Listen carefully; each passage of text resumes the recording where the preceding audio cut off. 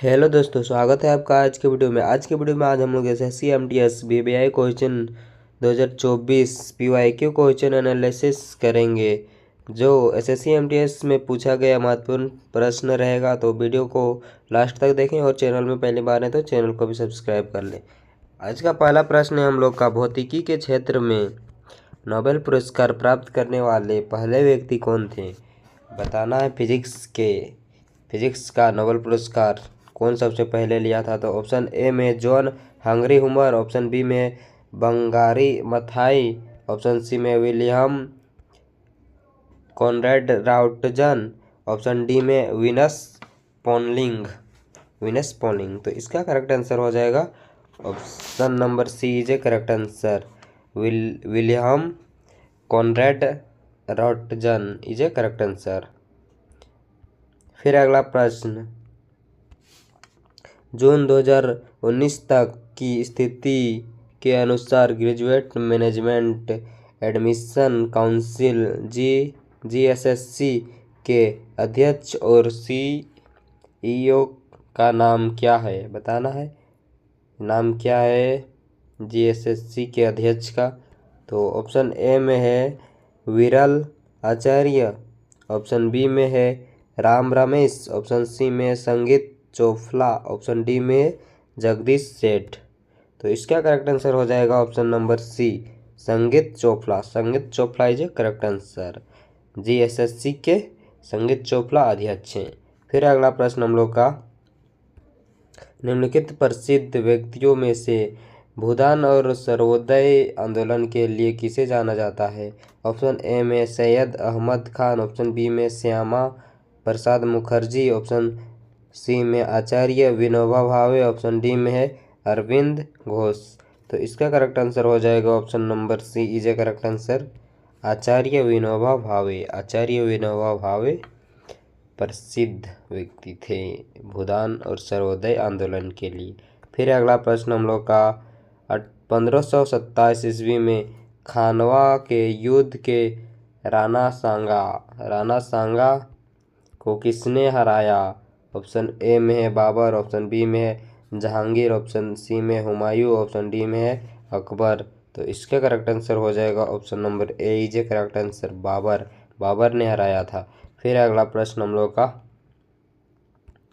Blank space को अक्षर प्रणाली जगत के उभयचरों के रूप में जाना जाता है। किसको उभयचरों के रूप में जाना जाता है? तो ऑप्शन ए में है थैलोफाइटा, ऑप्शन बी में है फनेरोगमाए, ऑप्शन सी में है ब्रायोफाइटा, ऑप्शन डी में है टेरिडोफाइटा। तो इसका करेक्ट आंसर हो जाएगा 80 का C, bryophyta is a correct answer. फिर अगला प्रश्न हम लोग का, राष्ट्रमंडल खेल 2018 में आयोजित किया गया था। कौन सा खेल कहाँ आयोजित किया गया था? तो ऑप्शन ए में कनाडा, ऑप्शन बी में यूनाइटेड किंगडम, ऑप्शन सी में ऑस्ट्रेलिया, ऑप्शन डी में है चीन। तो 81 का करेक्ट आंसर हो जाएगा option number C, option C is a correct answer, Australia में, option C is a correct answer. राष्ट्रमंडल खेल 2018 में ऑस्ट्रेलिया में आयोजित किया गया था। फिर है अगला प्रश्न हम लोग का, पुर्तगाली खोजकर्ता वास्को डी गामा की मृत्यु 1524 में हुई। 1524 में कहाँ हुई थी? बताना है। वास्को डी गामा का मृत्यु कहाँ हुआ था? तो ऑप्शन ए में है कोची, ऑप्शन बी में त्रिवेंद्रम, ऑप्शन सी में मंगलोर, ऑप्शन डी में श्रीरंगपट्टनम। तो इसका करेक्ट आंसर हो जाएगा option number A is a correct answer, Kochi में वास्को डी गामा का मृत्यु हुआ था। फिर अगला प्रश्न, कर्मा पूजा के त्यौहार के दौरान कर्मा नृत्य किया जाता है। यह त्यौहार ब्लैंक स्पेस में मनाया जाता है। ऑप्शन ए में बसंत ऋतु, ऑप्शन बी में ग्रीष्म ऋतु, ऑप्शन सी में शीत ऋतु, ऑप्शन डी में पतझड़ ऋतु। तो इसका कर्म पूजा त्यौहार के दौरान कर्मा नृत्य किया जाता है। यह त्यौहार पतझड़ ऋतु में किया जाता है, option D is a correct answer. फिर अगला प्रश्न हम लोग का, गुजरात के उस आखिरी हिंदू राजवंश का नाम क्या था जिसका शासन 1244 से 1304 तक चला? ऑप्शन ए में है गुज्जर राजवंश, ऑप्शन बी में जनपद राजवंश, ऑप्शन सी में वाघेला राजवंश, ऑप्शन डी में नंदा राजवंश। तो इसका करेक्ट आंसर हो जाएगा ऑप्शन नंबर सी, वाघेला राजवंश इज ए करेक्ट आंसर। फिर अगला प्रश्न हम लोग का, वस्तु एवं सेवा कर के संबंध में निम्नलिखित में से कौन सा कथन असत्य है। ऑप्शन ए में यह कर के दूरगामी प्रभाव के समाप्त करता है, ऑप्शन बी में इसकी कोई अनुपालन लागत नहीं है, ऑप्शन सी में यह वस्तुओं और सेवाओं के वर्गीकरण से संबंधित विवाद को हल करता है, ऑप्शन डी में वस्तु एवं सेवा पर पंजीकृत खुदरा विक्रेताओं के लिए एक लागत नहीं होगी, इसलिए इनमें कोई छिपा कर नहीं होगा। तो इसका करेक्ट आंसर हो जाएगा 85 नंबर का ऑप्शन नंबर बी, इसकी कोई अनुपालन लागत नहीं है, option B is a correct answer.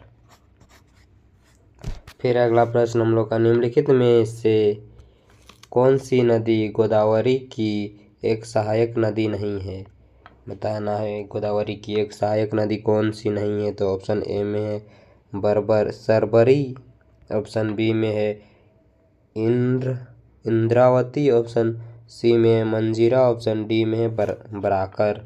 तो इसका करेक्ट आंसर हो जाएगा option number D, Barakar is a correct answer. Godavari की एक सहायक नदी बराकर नहीं है। फिर अगला प्रश्न हम लोग का, निम्नलिखित में से किस तत्व में सबसे अधिक घनत्व होता है, बताना है निम्नलिखित में से किस तत्व में सबसे अधिक घनत्व होता है। ऑप्शन ए में हाइड्रोजन, ऑप्शन बी में टंगस्टन, ऑप्शन सी में है ओसिमियम, ऑप्शन डी में है फ्लोरीन। तो इसका करेक्ट आंसर हो जाएगा option number C is a correct answer, osmium का घनत्व सबसे अधिक होता है। फिर अगला प्रश्न हम लोग का, प्राचीन पंजाब के लोक गीतों के उत्पन्न ब्लैंक स्पेस के अक्सर एक प्रेमी की व्यवस्था को दर्शाया जाता है, ब्लैंक स्पेस है, इसमें क्या भराएगा। ऑप्शन ए में टप्पा, ऑप्शन बी में जुगनी, ऑप्शन सी में भागड़ा, ऑप्शन डी में झोड़ा। तो इसका करेक्ट आंसर हो जाएगा option number A, tappa is a correct answer. फिर अगला प्रश्न, बैंकिंग विनिमय अधिनियम 1934 के तहत 1935 में रिजर्व बैंक की स्थापना रुपीस की पूंजी के साथ की गई थी। तो कितने में की गई थी। तो ऑप्शन ए में 5 करोड़, ऑप्शन बी में है 4 करोड़, ऑप्शन सी में है 3 करोड़, ऑप्शन डी में 2 करोड़। तो इसका करेक्ट आंसर हो जाएगा ऑप्शन नंबर ए, 5 करोड़। 5 करोड़ की पूंजी के साथ की गई थी। फिर अगला प्रश्न, जनप्रतिनिधित्व अधिनियम कब पारित किया गया। ऑप्शन ए में 1991, ऑप्शन बी में 1949, ऑप्शन सी में 1955, ऑप्शन डी में 1945। तो इसका करेक्ट आंसर हो जाएगा ऑप्शन नंबर ए, 1951 में जनप्रतिनिधित्व अधिनियम पारित किया गया था। फिर अगला प्रश्न, वित्त मंत्री निर्मला सीतारमण ने बजट 2019 पेश करते समय जल संसाधनों और जल आपूर्ति के संबंध में एकीकृत व समग्र रूप से देखने के लिए नई ब्लैंक स्पेस की स्थापना की घोषणा की। तो क्या भराएगा इस ब्लैंक स्पेस में, किसकी स्थापना की थी वो बताना है। तो इसका करेक्ट आंसर हो जाएगा ऑप्शन नंबर बी, जल शक्ति मंत्रालय की स्थापना की घोषणा की। फिर अगला प्रश्न हम लोग का, निम्नलिखित पहाड़ियों में से किसको ब्लू पर्वत के नाम से जाना जाता है। ऑप्शन ए में खासी पहाड़ियाँ, ऑप्शन बी में नीलगिरी पहाड़ियाँ, ऑप्शन सी में है इलायची पहाड़ियाँ, ऑप्शन डी में है अनमलाई पहाड़ियाँ। तो इसका करेक्ट आंसर हो जाएगा option number B is a correct answer, Nilgiri पहाड़ियाँ इज ए करेक्ट आंसर। फिर अगला प्रश्न हम लोग का, निम्नलिखित में से कौन की विशेषता नहीं है, बताना है राजुकी की विशेषता कौन नहीं है। तो ऑप्शन ए में है केंद्रीय तंत्रिका तंत्र, पृष्ठीय खोखला और एकल है। ऑप्शन बी में एक पश्च गुदा भाग पुच्छ मौजूद है। ऑप्शन सी में है नोलकार्ड अनुपस्थित होता है। ऑप्शन डी में हृदय ऊर्ध्वस्त्र होता है। तो इसका करेक्ट आंसर हो जाएगा 93 का ऑप्शन नंबर सी, नोलकार्ड अनुपस्थित होता है। नोट कार्ड उपस्थित होता है, नोलकार्ड अनुपस्थित होता है। फिर अगला प्रश्न, ब्लैंक स्पेस, मृदा को सर्वग्राही समूह के नाम से भी जाना जाता है। ऑप्शन ए में काली, ऑप्शन बी में रेगिस्तानी, ऑप्शन सी में लाल, ऑप्शन डी में लेटेराइट। तो इसका करेक्ट आंसर हो जाएगा option number C is a correct answer, लाल मृदा को सर्वग्राही समूह के नाम से भी जाना जाता है। फिर अगला प्रश्न, निम्नलिखित प्रदूषकों में से कौन सा द्वितीयक प्रदूषण है, बताना है द्वितीयक प्रदूषण क्या है। ऑप्शन ए में है ओजोन, ऑप्शन बी में नाइट्रोजन ऑक्साइड, ऑप्शन सी में कार्बन मोनोऑक्साइड, ऑप्शन डी में सल्फर डाइऑक्साइड। तो इसका करेक्ट आंसर हो जाएगा option number A, ozone. Option number A is a correct answer. फिर अगला प्रश्न हम लोग का, ब्लैंक स्पेस को अम्बा विलास के नाम से जाना जाता है। ऑप्शन ए में किस सांची स्तूप को, ऑप्शन बी में लेह महल को, ऑप्शन सी में मैसूर महल को, ऑप्शन डी में हवा महल को। तो इसका राइट आंसर हो जाएगा ऑप्शन नंबर सी, मैसूर महल को अम्बा विलास के नाम से भी जाना जाता है।